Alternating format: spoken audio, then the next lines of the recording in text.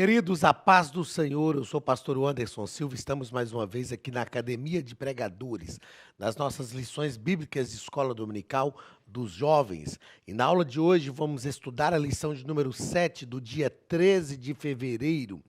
O título da lição é O Quarto Sinal, a multiplicação dos pães e peixes. Nós vamos perceber que no primeiro sinal Jesus se revelou aos seus discípulos, no segundo sinal à família do oficial do rei, no terceiro sinal Jesus está no templo, se revela, né, com a cúpula ou se revela a cúpula religiosa de Jerusalém, e no quarto sinal Jesus vai se revelar a uma multidão. Como temos estudado durante esse terceiro, ou como temos estudado durante este primeiro trimestre de 2022, nós temos aprendido que as narrativas joaninas no Evangelho de Jesus mostram a revelação progressiva de Jesus como o Messias, como o próprio Deus encarnado. Então, o texto principal da lição de hoje está em João capítulo 6 e versículo 11.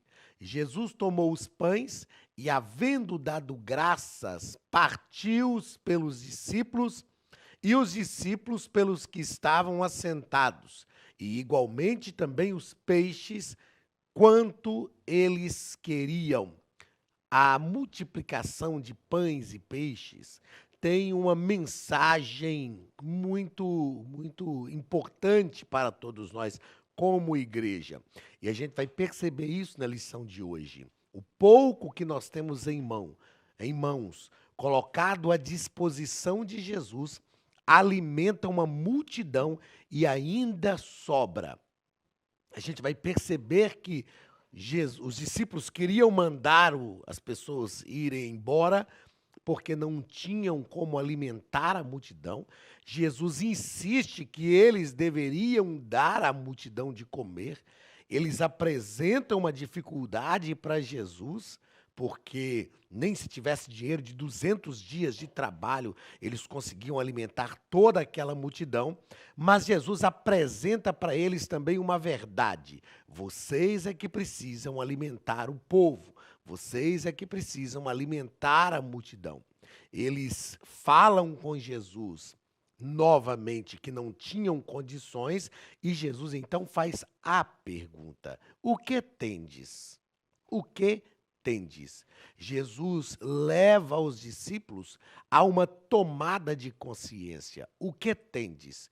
E quando eles apresentam a Jesus o que eles tinham, mesmo sendo irrisório diante da necessidade que se apresentava a eles, Jesus recebe da mão deles o pouco que eles tinham, ora e efetua uma multiplicação maravilhosa, que chamou a atenção das pessoas e fez as pessoas, inclusive, fez a multidão, inclusive, reconhecer que ele era o Messias que haveria de vir. Então, esta é a narrativa, este é o cenário da lição que nós estamos estudando hoje. O resumo da lição: os sinais servem para atrair as pessoas para Cristo, a fim de que possam ouvir sua palavra e crer nele. É claro que nós que conhecemos a Cristo, sabemos que nós não cremos só porque vemos sinais.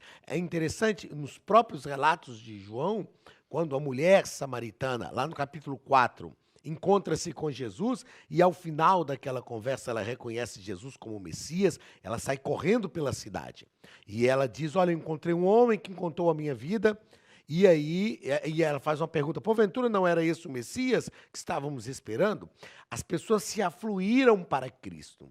E depois de ouvirem as palavras de Jesus, as pessoas disseram para aquela mulher: nós viemos crendo naquilo que você nos falou, mas agora estamos crendo naquilo que nós ouvimos. Então, nós que já conhecemos a Deus, sabemos que se Ele fizer milagres, ou conhecemos a Cristo, sabemos que se Ele fizer milagres, Ele pode fazer porque Ele é Deus. Mas se Ele não fizer, Ele continua sendo Deus do mesmo jeito.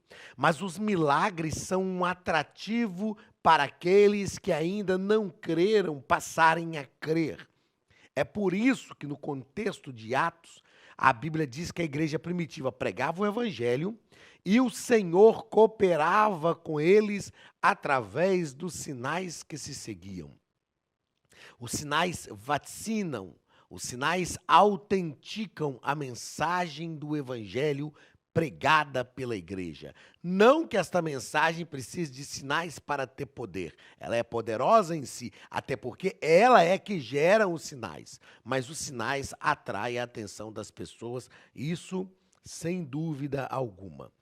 Vamos à leitura do texto bíblico, que está em João capítulo 6, versículos 3 ao 12. Jesus subiu ao monte e assentou-se ali com os seus discípulos. E a Páscoa, a festa dos judeus, estava próxima. Então Jesus, levantando os olhos e vendo que uma multidão vinha ter com ele, disse a Filipe: Onde compraremos pão para estes comerem? Mas dizia isso para o experimentar, porque ele bem sabia o que havia de fazer. Quando nós lemos as passagens paralelas a estas nos evangelhos sinópticos, nós vamos entender que os discípulos também falaram com Jesus que despedisse a multidão. João faz uma narrativa apresentando este propósito de Jesus. Já estamos na 7ª lição e é o que nós estamos estudando durante esse trimestre. João faz uma narrativa apresentando este propósito de Jesus de se revelar como o Messias, como o ungido de Deus. Então, repetindo o versículo 6, mas dizia isso para o experimentar, porque ele bem sabia o que havia de fazer. Filipe respondeu-lhe: 200 dinheiros de pão não lhes bastarão para que cada um deles tome um pouco. E um dos discípulos, André, irmão de Simão Pedro, disse-lhe: Está aqui um rapaz que tem 5 pães de cevada e 2 peixinhos. Mas que é isso para tantos? E disse Jesus: Mandai assentar os homens. E havia muita relva naquele lugar, grama verde. Assentaram-se, pois, os homens em número de quase 5.000. Aqui somente homens. Acredita-se que, contando velhos e crianças, nesta situação havia aproximadamente 15.000 pessoas. Ou seja, era um número muito expressivo de gente para alimentar. E Jesus tomou os pães e, havendo dado graças, repartiu-os pelos seus discípulos e os discípulos pelos que estavam assentados, e igualmente também os peixes, quanto eles queriam. Ou seja, cada um pegou aquilo que queria. Ou seja, havia fartura. E quando estavam saciados, disse aos seus discípulos: Recolhei os pedaços que sobejaram, para que nada se perca. Um ensino prático, um ensino social de Jesus aqui, mostrando que a igreja tem uma responsabilidade social, e o ensino também de Jesus no que se refere ao desperdício. Jesus diz: olha, não se pode perder nada, recolham, guarde. Ou seja, a multidão vai precisar de novo, a multidão vai precisar de continuar se alimentando. Então, o texto que envolve a nossa lição hoje é este texto de João, capítulo 6.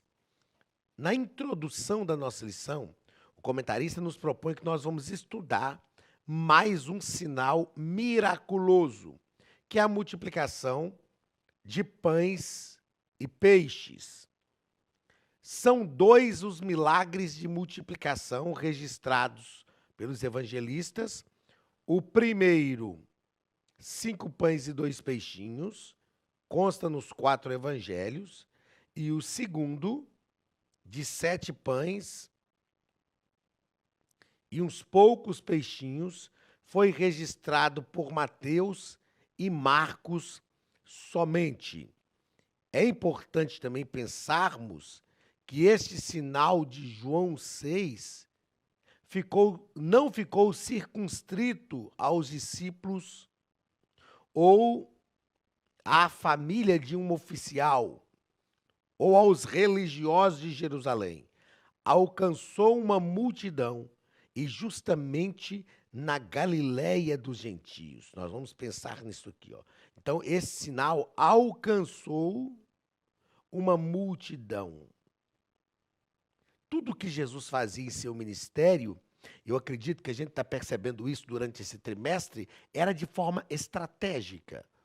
A estratégia de Jesus aqui era realmente que ele se tornasse conhecido, não por fama, mas pela revelação de Deus que ele era, o Deus encarnado. E era uma forma de propagar o seu ministério. Quando a gente estuda o ministério de Jesus, nós vamos perceber que o ministério terreno de Jesus durou entre 3 anos e 3 anos e meio. E a sua fama percorreu toda a região de Jerusalém, da Galiléia, da Judéia.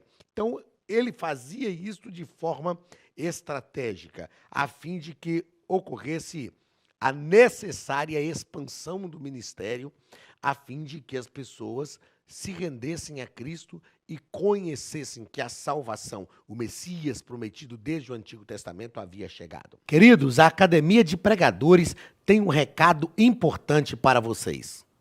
Olá, queridos alunos e alunas da Academia de Pregadores, que bom ter você conosco neste momento tão especial. Estamos aqui para apresentar a nova plataforma da Academia de Pregadores, que foi construída ao longo dos últimos meses com muito carinho, um grande investimento, para levar até você não somente um conteúdo de excelência, mas também tecnologia de ponta.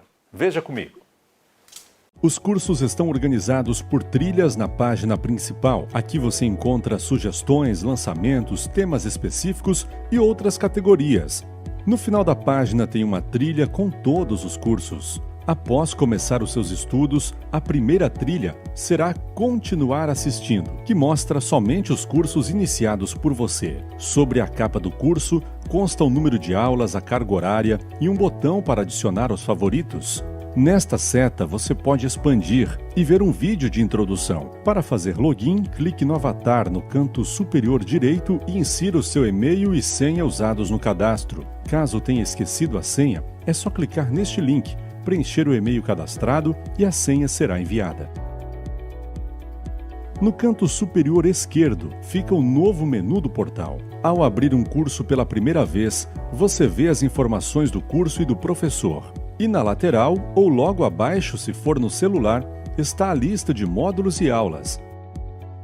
Algumas aulas iniciais podem ser grátis e qualquer pessoa que fizer um cadastro rápido pode assistir. Após se matricular, aqui você vê as aulas concluídas, aulas liberadas ou agendadas. Você pode adicionar os favoritos, dar uma nota ao curso e acompanhar o seu progresso. E se você sair do curso e retornar depois, o sistema vai abrir exatamente a última aula assistida. Se estiver no computador, use esta seta para ampliar a tela. Logo abaixo da videoaula você encontra os links para baixar anexos, como áudio e apostilas. E neste campo em branco, pode fazer as suas anotações enquanto assiste. Depois é só imprimir ou salvar. Quando terminar o curso, clique no botão Emitir meu certificado e ele será gerado automaticamente no mesmo instante e sem custo. Clicando no avatar, você tem acesso ao seu perfil e histórico de pagamento. Em Meus Cartões, pode adicionar um novo cartão de crédito para fazer o pagamento do seu plano. Se você já era nosso aluno e seu cartão não aparece aqui, adicione um cartão na nova plataforma. Então aproveite as novidades e clique em Assine Agora. Escolha um dos planos e tenha acesso a todos os cursos imediatamente. Venha para a Academia de Pregadores, a maior escola bíblica online do Brasil.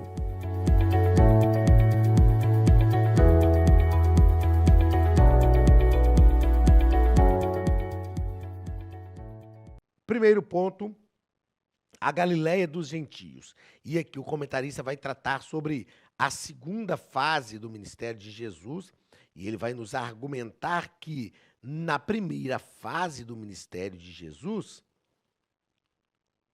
ele fez várias incursões à Judéia. Mas na segunda fase, a segunda fase ocorre proeminentemente na Galileia.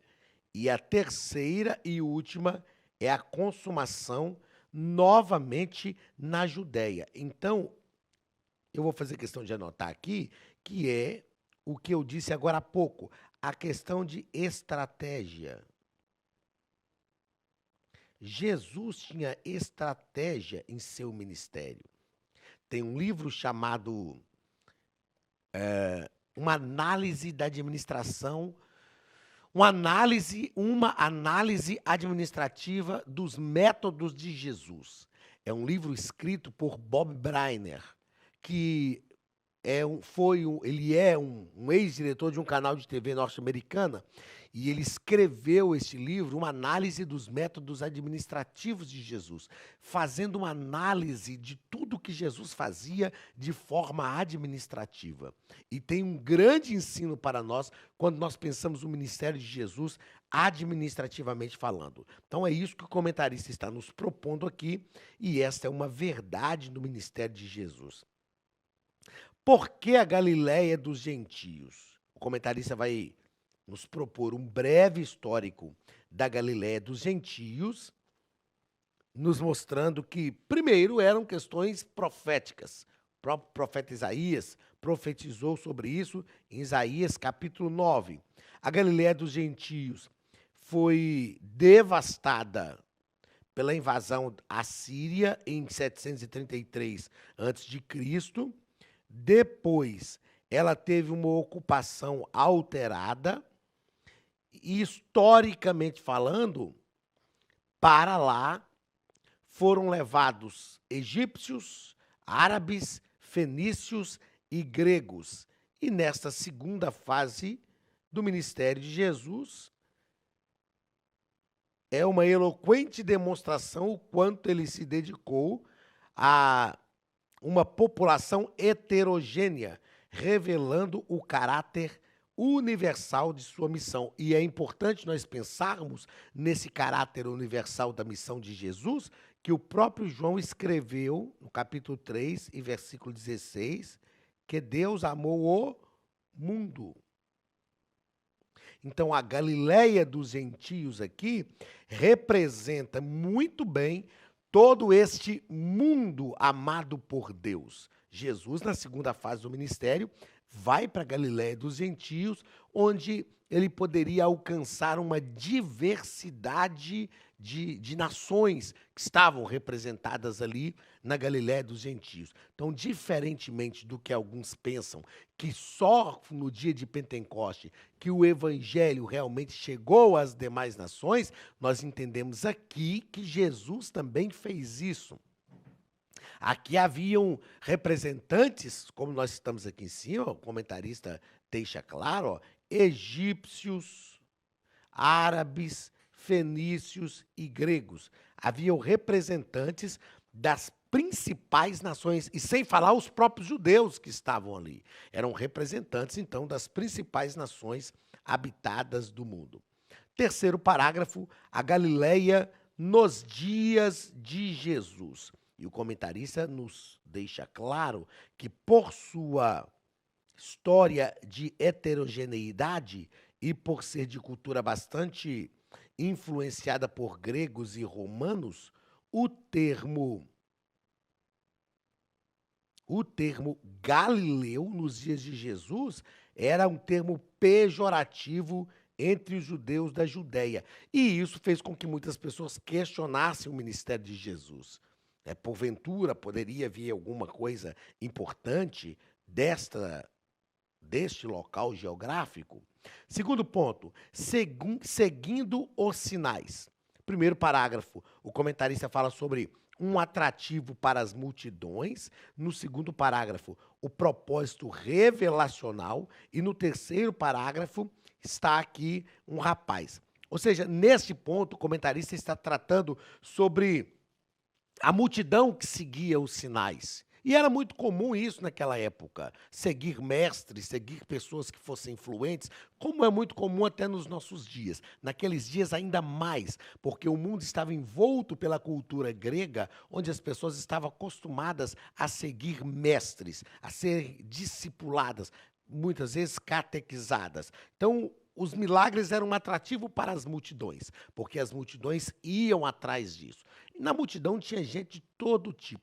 Gente que queria adorar a Jesus, que era sinceros seguidores do Senhor, mas gente também que só queria comer pães e peixes, gente que queria pegar Jesus em alguma palavra, mas o importante é que a multidão estava ali. Depois, um propósito revelacional, é o que nós estamos estudando desde o início desse trimestre, mostrando que os milagres que Jesus faz têm um propósito de se revelar ao mundo, e está aqui um rapaz, né? Além de ser um lugar afastado, Filipe falou sobre a dificuldade financeira, então economicamente não havia como resolver aquele problema, mas tinha lá um rapaz com míseros 5 pães e 2 peixinhos. Era muito pouco diante da necessidade que eles tinham, mas colocado nas mãos de Jesus, ou nas mãos certas, isto podia atender a necessidade da multidão inteira. É um grande aprendizado social até que nós temos nesse texto da multiplicação, ou da primeira multiplicação. Terceiro parágrafo, uma compreensão imperfeita. Uma compreensão imperfeita. Primeiro, aliás, terceiro ponto, né? Primeiro parágrafo, o profeta. Então, os que viram o milagre não tiveram uma compreensão perfeita de Jesus. Acreditaram realmente que ele era verdadeiramente o profeta que havia de vir ao mundo, mas quiseram tirar proveitos disso. E o comentarista nos diz que o problema era que a ausência de compreensão correta da identidade do ministério do Messias que eles tinham. E eles tentaram utilizar-se politicamente disso. Tentaram fazer Jesus rei. E é algo que a gente vê até os nossos dias. Pessoas que usam o evangelho de forma incorreta. Pessoas que se aproveitam do evangelho para galgar posições, cargos, para angariar benefícios pessoais. Eu costumo dizer que se Jesus fosse mover ação por direitos autorais, tinha muita gente enrolada aí, não é? Mas nós precisamos ter uma visão correta de Jesus. Depois, no segundo parágrafo, a sedução do pluralismo religioso. Existe hoje um pluralismo religioso em nossos tempos, e esse pluralismo religioso moderno tenta utilizar Jesus simplesmente como mais uma ferramenta de lucro, e o comentarista vai nos tratar também sobre queriam fazê-lo rei. Ainda no texto em estudo, vemos que a compreensão imperfeita do Messias, do Messiado de Jesus, também se revelou no fato de que, mesmo reconhecendo nele a figura de um profeta, reduziam isso a uma oportunidade política. Esse é um cuidado que todos nós devemos ter nos dias em que nós vivemos. O Evangelho, segundo Paulo, e segundo a veracidade do que ele é o poder de Deus para a salvação de todo aquele que crê. Eu costumo dizer que se a fama for dada por Deus, não há problema. Se o dinheiro, a riqueza for dada por Deus, também não há problema. Deus pode fazer isso, mas nós não podemos fazer pela fama, não podemos fazer pelo dinheiro. Precisamos manter a integridade do Evangelho e pregar a palavra de Deus de forma genuína, como ela verdadeiramente é. Na aula que vem, vamos estudar sobre o quinto sinal, o quinto milagre que Jesus fez, que foi andar por sobre as águas. E vamos aprender na aula que vem que esta foi uma oportunidade que Jesus deu aos discípulos de aprenderem coisas profundas num relacionamento próximo com ele. Okay? E eu vou repetir isso na aula que vem. Isso é algo magnífico em Jesus. Jesus chega até a multidão, mas quando a multidão agora está o envolvendo, quando ele está sendo aclamado pela multidão, ele se retira da multidão para ter um momento a sós, para viver uma experiência pessoal com os discípulos. Ou seja, Jesus não se deixava levar pelo clamor e pelos aplausos da multidão. Deus te abençoe e até a nossa próxima aula, em nome de Jesus. Estude a Bíblia Sagrada de forma simples, pela internet, mas com profundidade. Desvende os mistérios da palavra e transforme completamente seu conhecimento bíblico e sua vida ministerial. Este projeto inovador, inédito em língua portuguesa, reúne alguns dos melhores ensinadores da atualidade para capacitar a igreja e preparar líderes. Já são milhares de alunos em 48 países que estão desfrutando de aulas espirituais e cheias de revelações. Na Academia de Pregadores, você vai encontrar professores que são referência naquilo que falam, preparados para ensinar. Nomes como Elianai Cabral, Cláudio Gama, Alain Prisotti, Napoleão Falcão, Carvalho Júnior, Benhur Lopes, Josué Brandão, Elias Torralbo e muitos outros. Cursos com certificados, reconhecimento e conteúdo de excelência. Tenha acesso ilimitado a todos os cursos pagando apenas R$ 49,90 por mês. Veja as aulas pelo computador, pelo tablet ou no celular, numa moderna plataforma digital, no horário que quiser. Você ainda pode rever as aulas sempre que precisar. Aproveite esta oportunidade e faça parte da Academia de Pregadores, a maior escola bíblica e teológica online.